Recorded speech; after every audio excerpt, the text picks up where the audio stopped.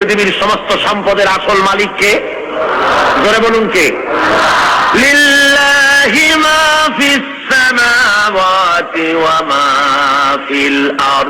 পড়েন সবাই আমার সাথে, লিল্লাহি মা ফিস সামাওয়াতি ওয়া মা ফিল আরদ।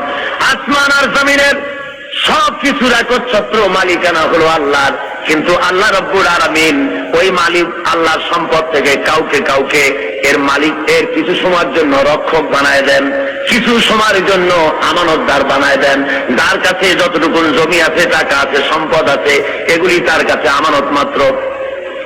আল্লাহ কোরআনে কারীমের মধ্যে বলেন, ওয়ানফিকু মিম্মা জাআলাকুম মুস্তাখলাফিনা ফি। আল্লাহ যে সব ধন সম্পদ তোমাদেরকে দান করেছেন, এর প্রতিনিধি বানাইছেন, তোমরা তার থেকে আল্লাহ রাস্তায় খরচ করো। এর দ্বারা বোঝানো হচ্ছে ধন সম্পদের আসল মালিক আল্লাহ, তোমার কাছে কিছুদিনের জন্য আমানত রাখা হয়েছে।